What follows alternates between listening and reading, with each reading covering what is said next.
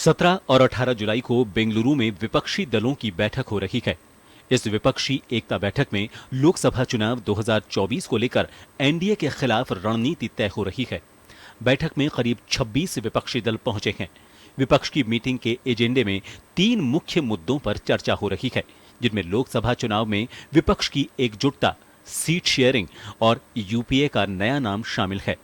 कांग्रेस, तृणमूल कांग्रेस, आम आदमी party, NCP समेत 26 पार्टियों की बैठक में शामिल होने को लेकर कांग्रेस ने प्रेस कॉन्फ्रेंस कर जानकारी दी। यूपीए का नाम बदले जाने पर केसी वेणुगोपाल ने कहा कि यह फैसला कांग्रेस अकेले नहीं ले सकती, बैठक के बाद सामूहिक निर्णय होगा। The disqualification of Rahul Gandhi from the parliament is one of the biggest example for that. The incident happening in Maharashtra also one of the example that they want to destabilize the democratically elected government by misusing these agencies. And you all know Manipur is burning last 75 days. One of our prestigious and most strategic state is burning for last 75 days. पहले दिन की meeting सुबह 11 बजे से शाम 4 बजे तक हुई। इसमें सोनिया गांधी और राहुल गांधी भी शामिल हुए। इधर सोनिया गांधी ने पहले दिन विपक्षी दलों को डिनर पर बुलाया। ममता बनर्जी ने 17 जुलाई को, जबकि शरद पवार ने 18 जुलाई की बैठक में शामिल होने के लिए हामी भरी। जानकारी के मुताबिक मणिपुर हिंसा, 5 राज्यों में विधानसभा चुनाव, यूनिफॉर्म सिविल कोड, भाजपा की पार्टियों को तोड़ने की स्ट्रेटजी और उसके काउंटर प्लान पर बैठक में चर्चा हो रही है। बैठक में तेलंगाना सीएम के चंद्रशेखर राव, आंध्र प्रदेश के सीएम जगनमोहन रेड्डी ने दूरी बना रखी है। उधर भाजपा अध्यक्ष जेपी नड्डा ने 18 जुलाई को एनडीए की बैठक बुलाई है। दिल्ली में एनडीए की मीटिंग की अध्यक्षता प्रधानमंत्री नरेंद्र मोदी करेंगे। एनडीए की बैठक पर कांग्रेस अध्यक्ष मल्लिकार्जुन खड़गे ने कहा कि मोदी जी ने राज्यसभा में कहा था कि मैं सभी विपक्षियों पर अकेला भारी हूं। अगर वो सभी विपक्षियों पर अकेले भारी हैं, तो एनडीए की मीटिंग में 30 पार्टियों को क्यों बुला रहे हैं? उन 30 पार्टियों का नाम तो बताएं। वे हमारी मीटिंग से घबरा गए हैं। ब्यूरो रिपोर्ट, जन टीवी।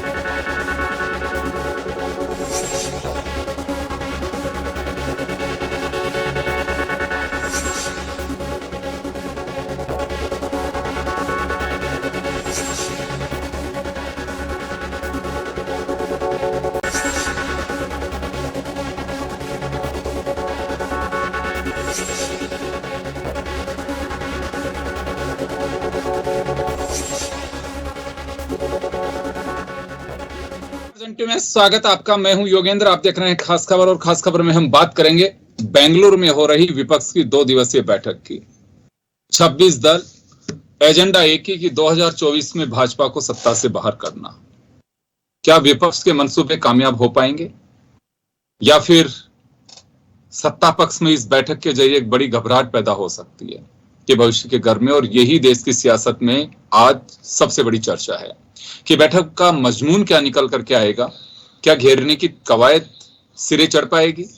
जहां पे एक पार्टी दूसरी की विरोधी है, वो एक साथ कैसे झूल पाएंगे? ये कुछ ऐसे सवाल हैं जिनका जवाब इस बैठक के बाद में कुछ मिल सकता है। और दूसरी बात, अगर विपक्ष के ये दल एक दूसरे के सामने अगर राज्य विधानसभाओं के चुनाव में ताल ठोकते हैं तो उसके बाद में लोकसभा में एक पटरी पर कैसे बैठ जाएंगे, ये बड़ा सवाल होगा। तो चले इसी मुद्दे को लेकर के हमारे साथ चर्चा में मौजूद हैं प्रमोद वशिष्ठ जी दिल्ली से, वरिष्ठ पत्रकार, ओम सैनी साहब वरिष्ठ पत्रकार हमारे साथ जुड़े हुए हैं, उमेंद्र दादी जी हमारे साथ में जुड़े हुए हैं। ओम जी, लंबा एक एक्सपीरियंस आपका, और इस तरह के गठबंधन पहली मर्तबा नहीं है। गठबंधन की सियासत जब अटल जी के बाद में एक गठबंधन का दौर चला जिसके अंदर कई प्रधानमंत्री देश ने देखे, वो भी एक चला, वहीं से गठबंधन का बड़ा सिलसिला शुरू हुआ और एक बार वापस। यहां मैं एक थोड़ा सा इसको लंबा कर रहा हूं कि इंदिरा गांधी के खिलाफ मैं कुछ आर्टिकल्स पढ़ रहा था, तो इसी तरह से विपक्षी दल एकजुट हुए थे और एक बार फिर नरेंद्र मोदी के खिलाफ स्थितियां बनती दिखाई दे रही हैं। क्या वास्तव में ये चीजें पहले के सियासत के एक नैतिकता हुआ करती थी, मर्यादा हुआ करती थी? आज लोग ये कहते हैं कि सबके मर्यादा और नैतिकता के नाम पे स्वार्थ हैं, अपने हित हैं, वो कैसे साधे जा सकते हैं, किसी भी पार्टी के हों। और यही बड़ी बात है कि राजनीति में कोई स्थायी विरोधी या समर्थक नहीं है आपका, वो कभी भी कोई किसके साथ में बैठ जाए कोई पता नहीं है। तो इस बैठक के मजमून से क्या लगता आपको? क्योंकि जी देखिए, 1977 के अंदर जो गठबंधन बना था मिसेस गांधी के खिलाफ, वो एक अलग किस्म का गठबंधन था। तो श्रीमती गांधी की तानाशाही के खिलाफ दलों का एकजुट होना था और दलों ने अपने आप को समाहित कर लिया था जनता पार्टी के रूप में, जिसमें कई विवाद भी थे, जैसे आरएसएस और बीजेपी को लेकर के सारा सीन था कि साहब आरएसएस की सदस्यता नहीं रखेंगे, और उससे लिखा भी हुआ बाद में। लेकिन वो एक बड़ा मजबूत गठबंधन हुआ था और उसका नतीजा भी हमें पता है कि क्या हुआ। उसके बाद में ये जो गठबंधन बने हैं यूपीए 1 और यूपीए 2, ये गठबंधन अलग किस्म के हैं। ये गठबंधन है वैसे नहीं है, इसमें दलों का समाहित एक दूसरे होने का सिलसिला नहीं रहा, इसमें समन्वय हुआ है, लेकिन उनकी संप्रभुता बरकरार रही है। दलों की जो एक कॉमन मिनिमम प्रोग्राम के साथ में साथ है, वो एक अलग सक्सेसफुल था। अभी जो हो रहा है ये फिर से एक अलग किस्म का सिलसिला है। उसमें ये तय होगा कि इसका नाम क्या रखा जाए। इसमें दलों का विस्तार से मिलाव भी नहीं हुआ जिस तरीके से जनता पार्टी के गठन के वक्त में हुआ था। लेकिन वो यूपीए नाम भी नहीं रखना चाहते, कुछ और रखना चाहते हैं, और उसका एक कॉमन मैन प्रोग्राम भी अलग से करना चाहते हैं। जो आज की बैठक हुई और सुबह जो वेणुगोपाल बोल रहे थे और जयराम रमेश कह रहे थे, उससे पता लग रहा है कि आज रात को डिनर के वक्त तक लगभग चीजें हो जाएंगी और कौन कौन से लोग आ गए। दिल्ली वाली बात क्लियर हो गई।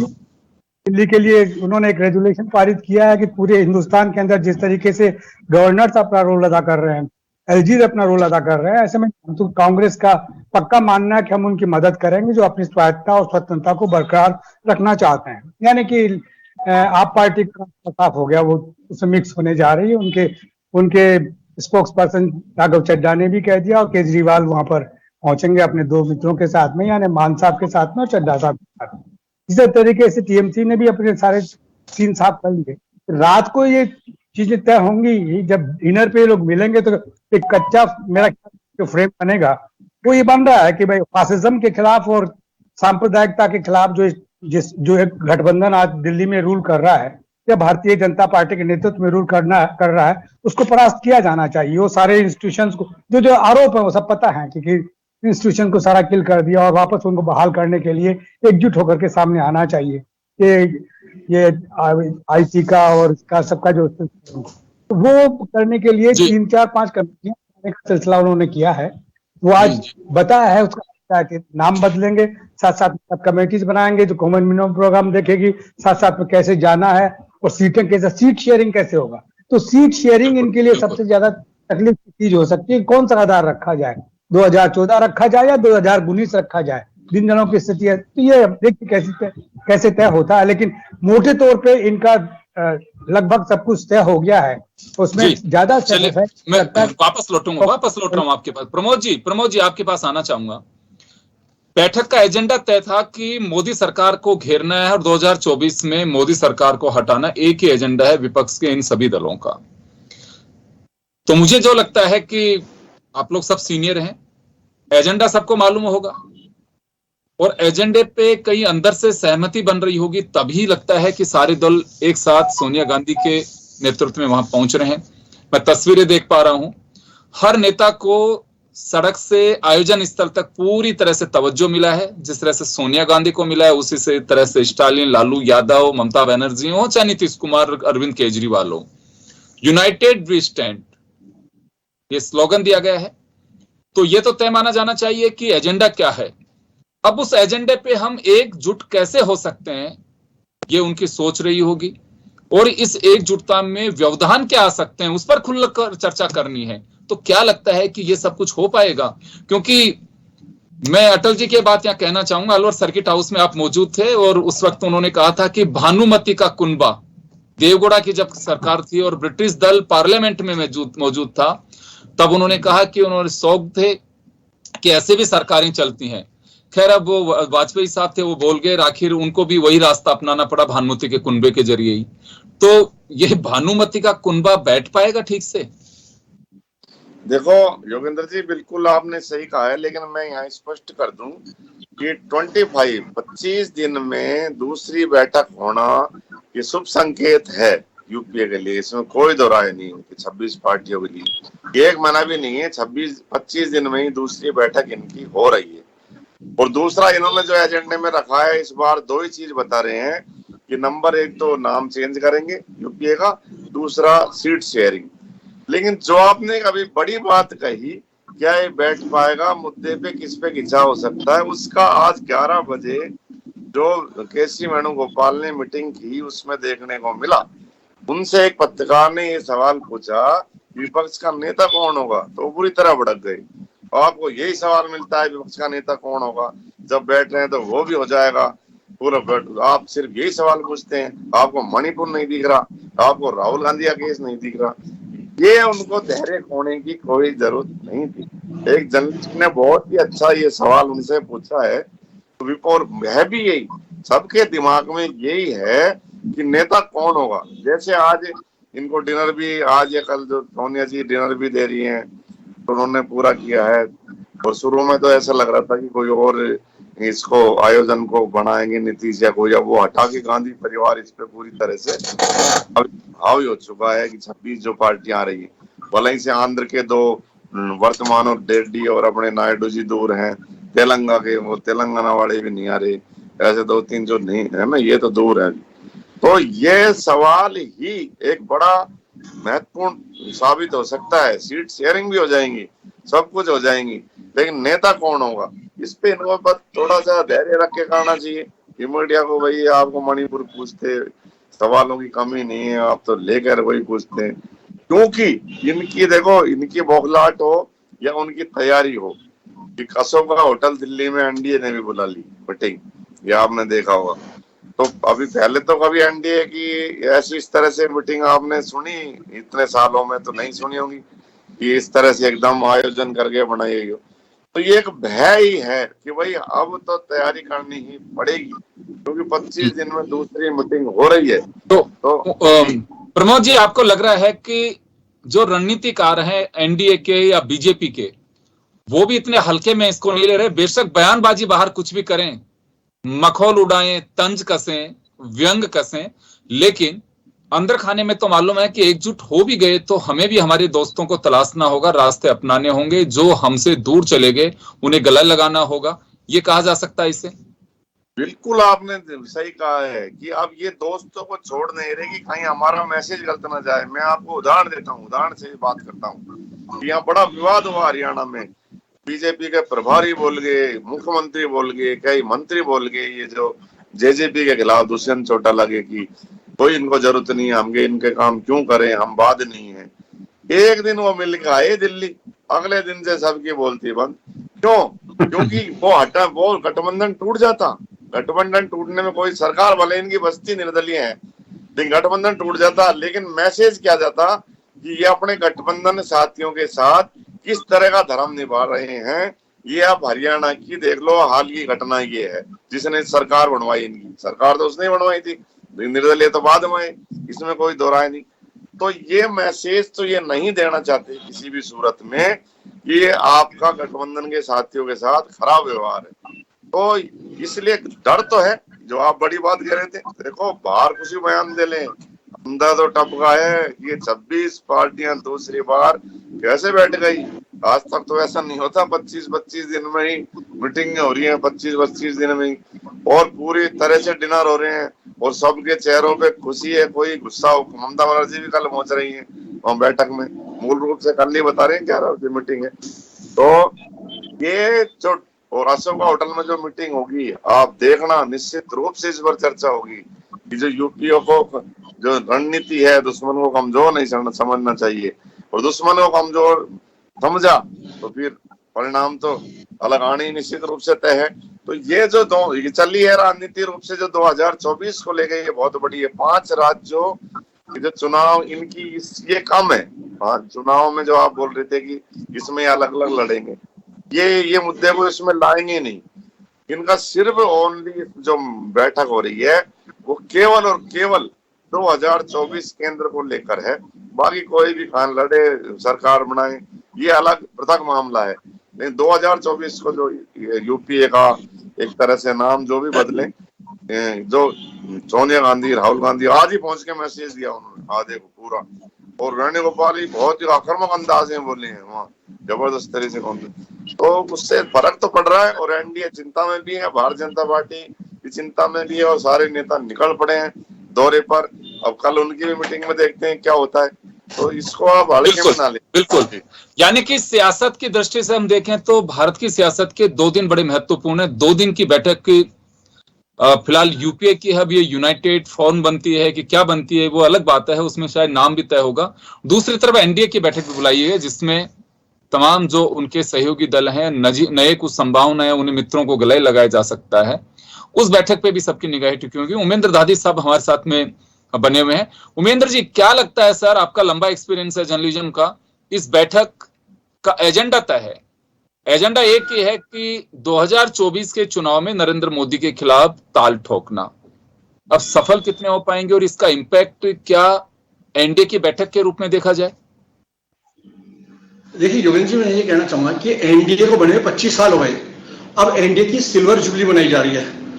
यानी सबसे पहले जो एनडीए के अध्यक्ष बने थे अटल बिहारी वाजपेयी बने थे, अब एनडीए के अध्यक्ष अमित शाह है।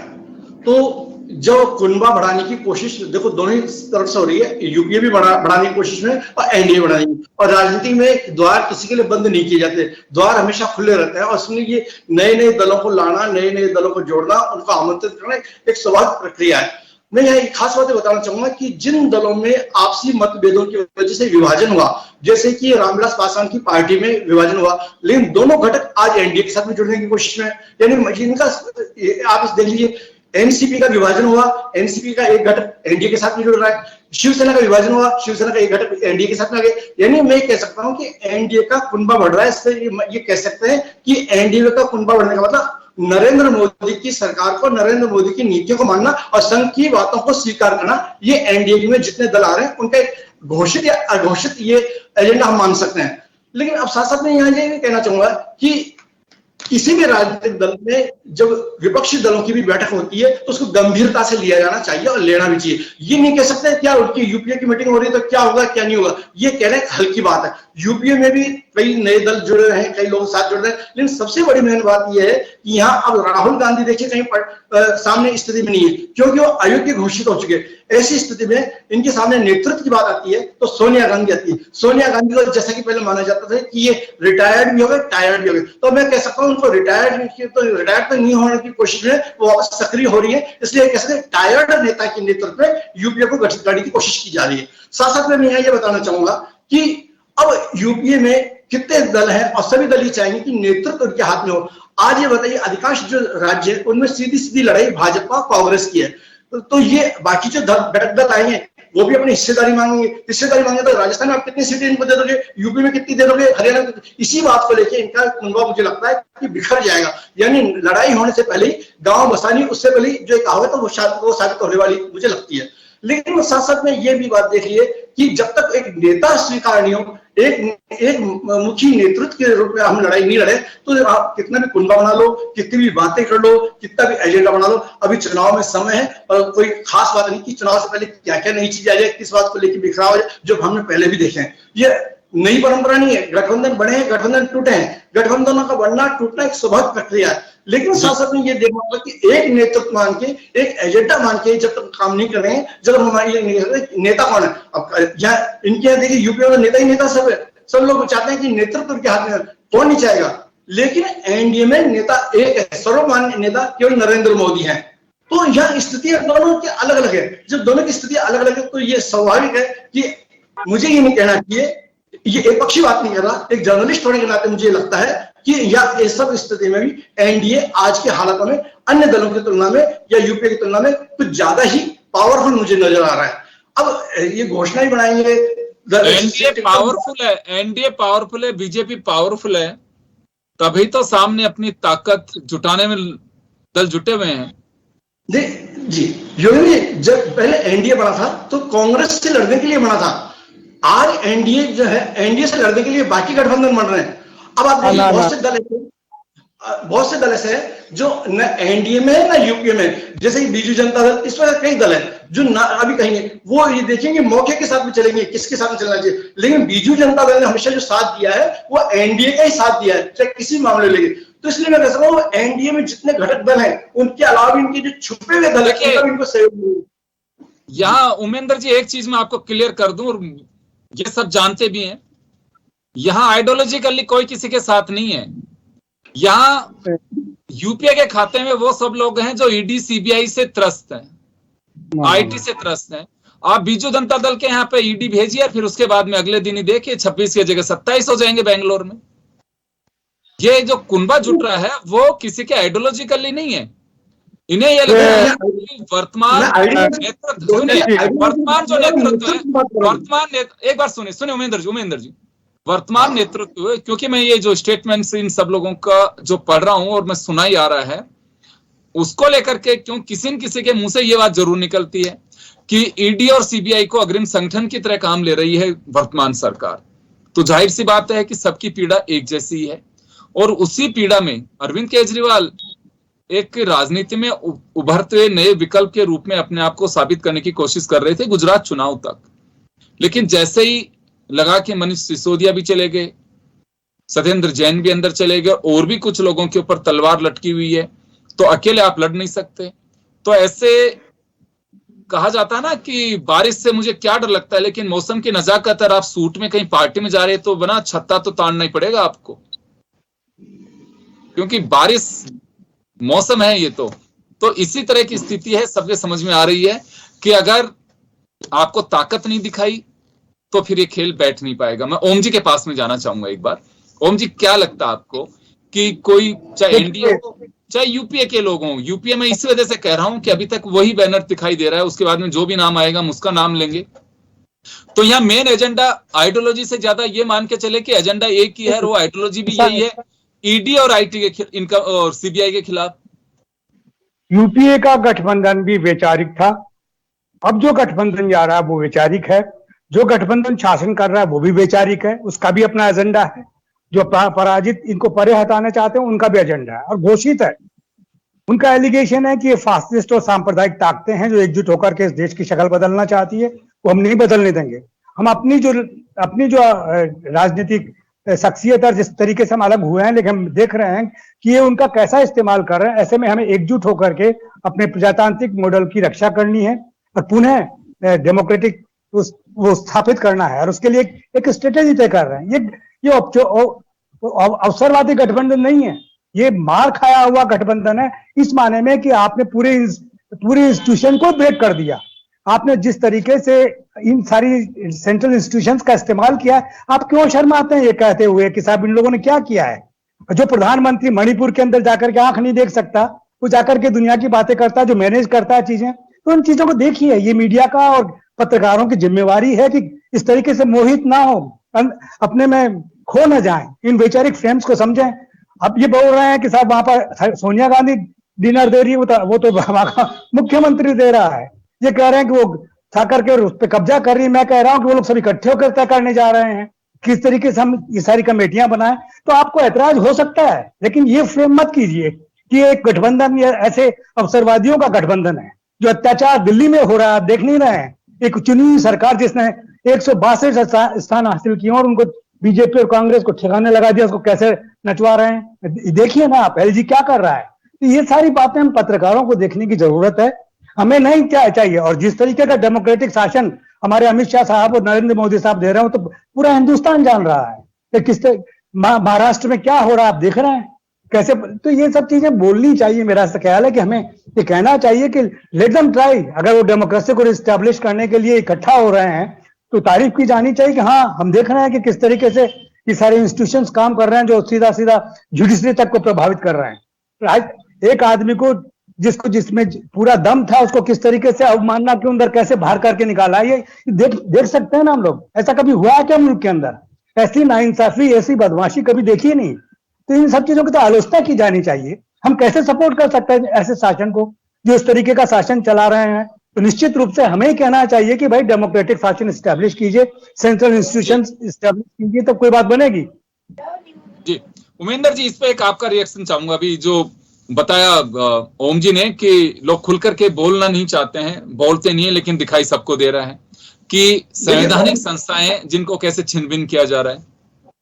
हर व्यक्ति का योगेंद्र जी देखने का नजरिया अलग अलग होता है। ओम जी के नजरिए में से हो सकता है सब बातें होगी, लेकिन मेरे नजरिए में यह है कि आज के समय में जिस प्रकार से विश्व भर में हिंदुस्तान की प्रशंसा हो रही है, देश के प्रधानमंत्री का जिस प्रकार सम्मान हो रहा है, जिस प्रकार से उनको अवार्ड किया जा रहा है, वो सब देख के लगता है कि इस लोकतंत्र की तो प्रशंसा हो रही है। जिन लोगों के आंख में चश्मा लग गया, जिनको लग रहा है कि ये हमको एनडीए की निंदा ही कर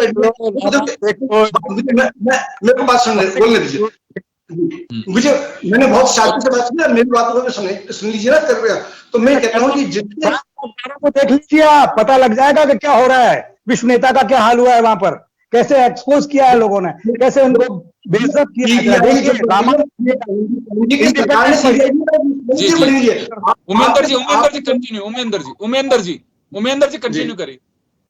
मैं कह रहा हूँ कि सीबीआई बनाई, ये बनाया, तो ये एनडीए ने नहीं बनाया, ये पहले से बनी आई है। यानी जब पहले की कार्यप्रणाली से आप ये कैसे रखते हैं कि सीबीआई का डंडा लगाया जा रहा है, परेशान किया जा रहा है। देखिए जो व्यक्ति अपराधी होगा उसको अपराधी को सजा मिलनी चाहिए, और ये काम एनडीए की सरकार कर रही है तो इसमें गलत नहीं होना चाहिए और गलत मानना भी नहीं चाहिए। केवल हमारे अनुकूल यदि बातें नहीं है तो हमको बुरा लगेगा।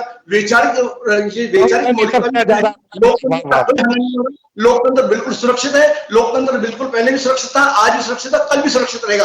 यानी आपके पास आना चाहूंगा। चलिए सर, समय कम है। प्रमोद जी के पास, प्रमोद जी आपके पास आना चाहूंगा मैं। खैर बातें अपनी अपनी हैं और एनडीए की अपनी बैठक है और इधर अपनी बैठक है। और आपसे एक बात जरूर मैं जानना चाहूंगा कि जेपी नड्डा साहब एक दिन पहले ही जयपुर आके गए हैं, हम जो चर्चा कर रहे हैं उससे पहले। ऐसा लगता है कि विधानसभा चुनाव नेपथ्य में जाते जा रहे हैं, और बेशक कहना तो वही पड़ेगा कि वर्तमान सरकार को उखाड़ के फेंक दो, लेकिन एजेंडा घूम के कार्यकर्ताओं के मानस पटल पे एक ही छोड़ा जाता है कि 2024 में सतर्क रहिए। तो 2024 जो चुनाव है वो घमासान कह सकते हैं उसे। मैं योगेंद्र जी आपको स्पष्ट कर रहा था ये 5 राज्यों के चुनाव बाद नहीं है, ये सारा 2024 का है। देखो मैं तो जज तो नहीं, हम तो पत्रकार हैं। हम तो स्थिति जो स्पष्ट आप रख दी कि भाई ना हमको पता कि यूपी मजबूत है कि ना एनडीए। हम तो जो स्थिति है, और जो अभी बात कर रहे थे वैचारिकता खा रह गई। रात को विचार पूछे, कल सुबह क्यों पूछे, आपने उदाहरण नहीं देखे ना। एनडीए में ऐसे दल है काफी, और यूपी में आप देख लो कई ऐसे दल हैं।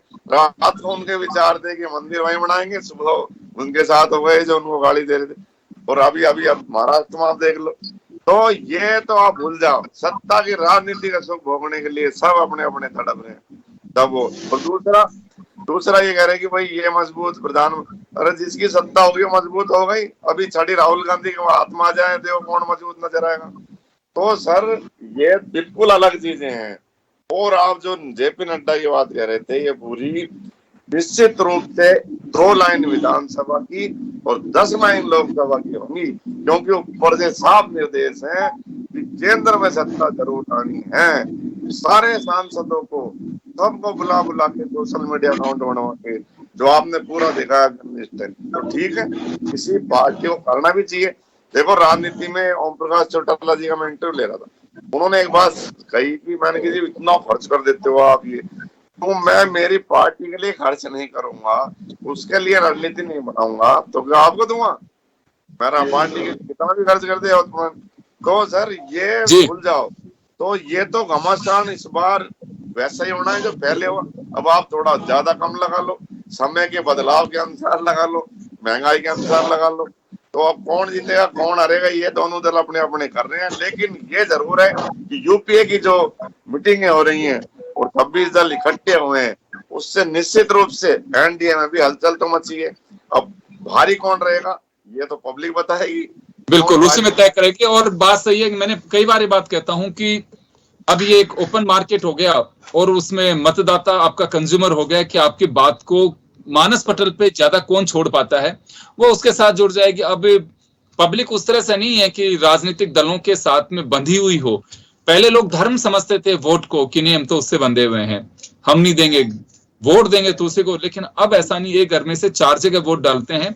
और ये जो स्थिति बनती है, जीतने वाले व्यक्ति को भी आप कितना भरोसा दिलाते रहो, उसकी भी दिल यूं करता रहता है कि नहीं पता नहीं क्या होगा क्या होगा। वो इनसिक्योरिटी इसी वजह से आ गई कि राजनीतिक दलों ने वही प्लेटफॉर्म जनता के लिए तैयार कर दिया और उसी छल कपट जो चीजें अपना सकते हैं उसी का परिणाम है कि जीतते हुए प्रत्याशी को भी ये लगता है कि कहीं मैं फिसल के गिर तो नहीं जाऊंगा। तो खैर चलिए, अभी इन मीटिंग्स का क्या नतीजा निकलता है, क्या चीजें सामने निकल करके आएंगी, हम आप तक पहुंचाने की पूरी कोशिश करेंगे। आप सभी का बहुत बहुत शुक्रिया और खास खबर में इतना ही। दीजिए इजाजत, नमस्कार।